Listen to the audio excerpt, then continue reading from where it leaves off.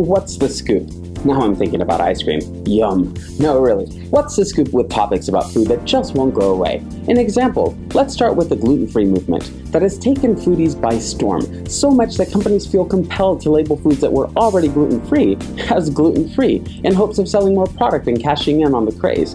While it is a fact that some people are indeed allergic to gluten, most people who claim the allergy or intolerance are really just a food version of a hypochondriac. Who makes the best pizza? I don't think we will ever know a real answer for this. East Coast, West Coast, artisanal, New York, Chicago, or homemade. As long as pizza is loved enough to be debated, it means that it will be around for a very long time. I say goodbye to such a foolish question. I've personally never met a pizza that I didn't like. Organic foods. Many times over, they are pricier than their counterparts, though what does it even mean to be organic? As far as I knew, organic just meant that it comes from the earth. Well, the trend now is to remove harmful pesticides and growth hormones from the equation along with bioengineered fruits and vegetables, known simply as genetically modified organisms or GMOs. I can stand by the eradication of harmful chemicals, but as for the GMOs, well, that would actually exclude many fruits and veggies that we already enjoy, like watermelons. They are a direct result of domestication, or rather an early form of genetically modifying crops to gain results more favorable for consumption. The bananas you get at most supermarkets are equally modified and look nothing like they did originally. Corn is one of the most commonly used products, and it has been modified many times over. The issue here is supply and demand. We live in an ever-growing society, and the demands for certain foods increases time and time again. The people producing these products are constantly looking for ways to increase productivity and meet the demands of the consumer. That leaves us with very few options for providing the public with plentiful food. Altering the genetic, compound, and molecular structures of the plants we consume seem like the way to go. We may not like the idea behind it all, but before you judge it so harshly, do some research of your own, and make sure not to fall prey to the insistence of it all being nothing but bad. After all, it's just science. Bacon. Have I got your attention? Bacon has exploded in the last few years, and pigs everywhere are protesting. Stop the inswinity! Okay, yeah, that was a bad joke.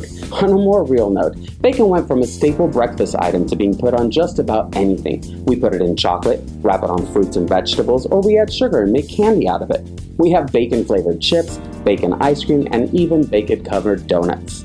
Speaking of donuts, that's another trend that seems to be gaining momentum. Our once beloved sweet round holy beacon of sweetness has undergone augmentation, lifts, tucks, fills, and more. There isn't anything a donut can't do anymore, and honestly, why should we stop it from living to its full potential? If my donut wants to be covered in maple sugar goodness with peanut butter cups and toffee bits, I say let it be. Who are we to stop it? I support Franken Donuts everywhere, and you should too. This is Ahmed, and I approve this message.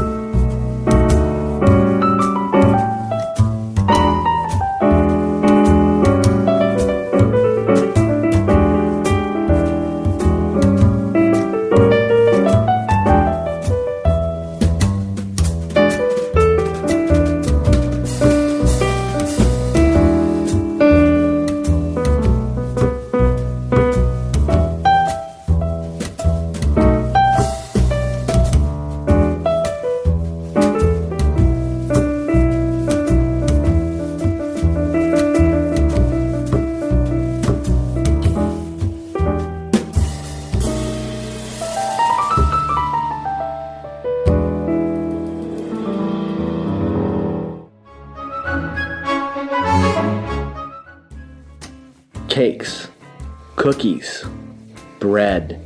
Who doesn't love baked goods? But how do these raw ingredients turn into the wondrous sweet and savory treats we've all come to love and enjoy? Baking is a science. Certain ingredients serve very specific purposes and must be added in the correct order and in the right amount if you want your end result to come out as expected. Flour. It's probably the most important ingredient in most baked goods. In its most common form, it is the ground up seeds of the grass known as wheat and is a staple in the diets of a great portion of the world. Flour is what gives baked goods their structure. It helps hold in the carbon dioxide and moisture to make the resulting items light and moist. Baking soda is also an important ingredient. When added to your recipe, it causes the release of carbon dioxide during the baking process and keeps you from ending up with hockey pucks instead of cupcakes. What about baking powder, you say? Well, both start out the same, but whereas baking soda requires a reactant like buttermilk, vinegar, or brown sugar to produce carbon dioxide, baking powder already has an acid in it, in the form of cream of tartar.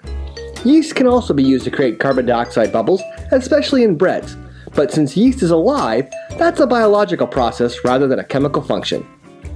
Sugar and fat are the last two ingredients we'll discuss. They aren't just there for flavor. No, not that kind of flavor. Sugar helps to keep your item from hardening as it stales by drawing in moisture.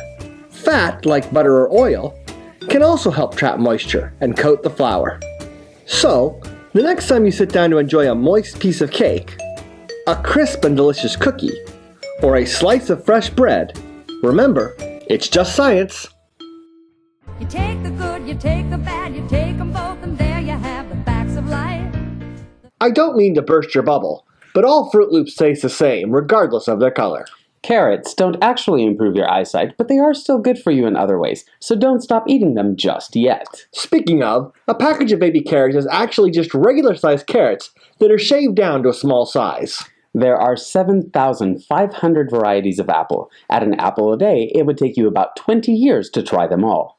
The largest food item on a menu involves stuffing fish with eggs and then stuffing those fish into chickens, then taking those chickens and stuffing them into a sheep carcass, and finally stuffing that entire thing into a camel. Wow. We have modified our chickens so much that their meat contains 266% more fat than it did only 40 years ago. The original pound cake was dubbed so as it was made from a pound of butter, a pound of eggs, a pound of sugar, and a pound of flour. Cashews are not nuts. They are drupes like peaches, cherries, or coffee. The only flavor that humans are born craving is sugar. Most of us know that honey is a combination of nectar and bee vomit, but interestingly enough, it is the only food that can last up to 3,000 years without decay. Where it comes to appliances, the microwave gets a lot of bad press, but it turns out that it is one of the healthiest ways to cook food, as it does not require any additional implements and does not destroy nutritional content as once perceived. Eskimos actually use refrigerators, but not to keep food chilled, but rather to keep food from freezing. Lastly, it may surprise you to find out that low-frequency sounds bring out the bitterness in foods, while high-frequency sounds enhance sweetness. Maybe we'll give Mariah Carey another chance, but only while I'm eating some cake. This is Jason And Ahmed, signing off.